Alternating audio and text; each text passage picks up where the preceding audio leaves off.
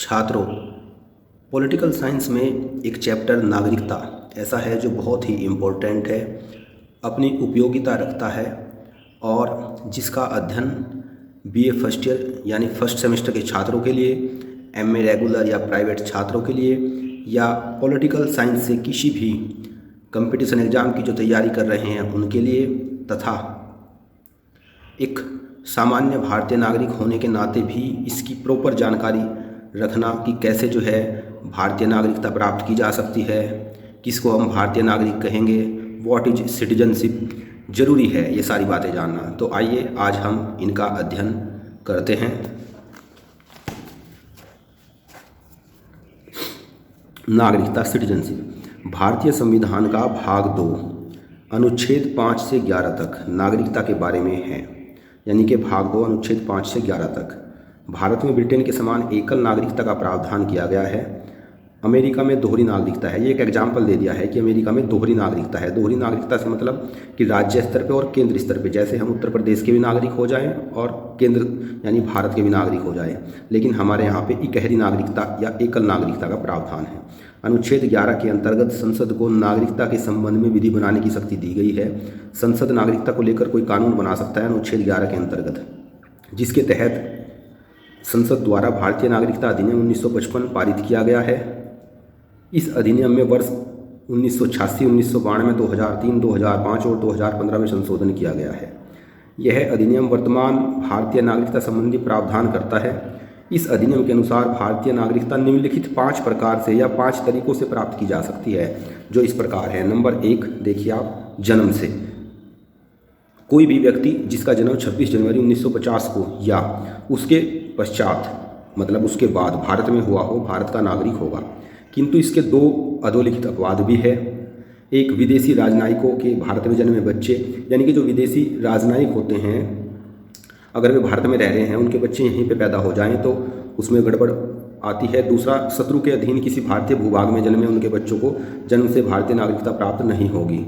यानी कि जो शत्रु ने अगर कोई हमारा ज़मीन का हिस्सा, कुछ भूभाग उस पर कब्जा कर लिया है किसी पड़ोसी देश ने, और उसमें रहने वाले नागरिक जो है और उनके जो बच्चे होंगे जन्म लेने वाले, तो ये भी है कि उनको हम नागरिकता फिर नहीं देंगे। तो इसके संबंध में उल्लेखनीय है कि सिर्फ 26 जनवरी 1950 के पश्चात भारत में जन्म के आधार पर नागरिकता संबंधी इस प्रावधान का विदेशी घुसपैठियों द्वारा बड़े पैमानों पर दुरुपयोग किया गया। इसका परिणाम फिर ये हुआ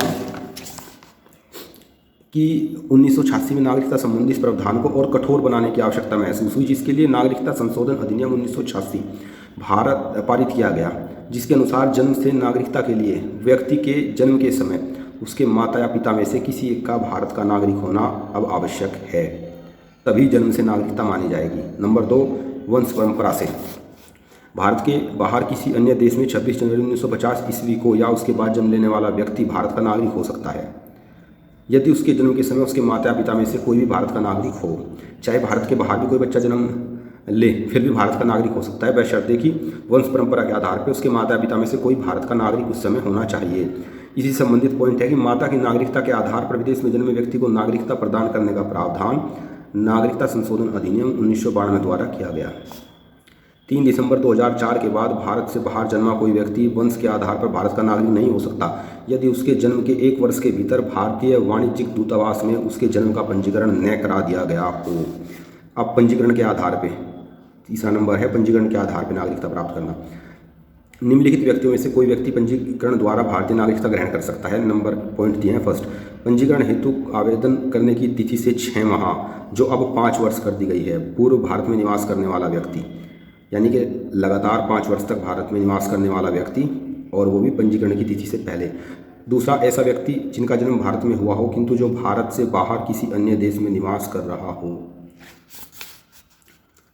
ऐसी विदेशी महिला जो किसी भारतीय से विवाह कर चुकी हो, वो भारतीय नागरिकता की अधिकारी हो जाती है। भारतीय नागरिकों के अवयस्क बच्चे, राष्ट्रमंडल देशों के ऐसे नागरिक जो भारत में रहते हैं या भारत सरकार की नौकरी करते हैं, ये सारे पंजीकरण के आधार पर नागरिकता प्राप्त कर सकते हैं। देशीकरण से, कोई विदेशी व्यक्ति जो वयस्क है तथा अपने देश की नागरिकता का परित्याग करके भारत सरकार को इसकी सूचना दे देता है कि मैंने अपनी नागरिकता का परित्याग कर दिया है और भारतीय नागरिकता के आवेदन पूर्व कम से कम 1 वर्ष से लगातार भारत में रह रहा हो, इसके साथ साथ 1 वर्ष से पूर्व भी कुल मिलाकर कम से कम 7 वर्ष तक भारत में रह चुका हो, कुल मिला के भारत में 7 वर्ष रह चुका हो, और जब पंजीकरण कराए, नागरिकता के लिए आवेदन करे, तो लगातार 1 साल से भारत में ही रह रहा हो, और भारत में जो संविधान में वर्णित भाषाएं हैं उनमें से किसी एक भाषा पे जो है उसकी अच्छी पकड़ भी होनी चाहिए। भूमि के अर्जन द्वारा, यदि भारत सरकार द्वारा किसी नए भूभाग को अर्जित कर भारत में उसका विलय किया जाता है तो उस क्षेत्र में निवास करने वाले व्यक्ति को स्वतः भारत की नागरिकता प्राप्त हो जाती है।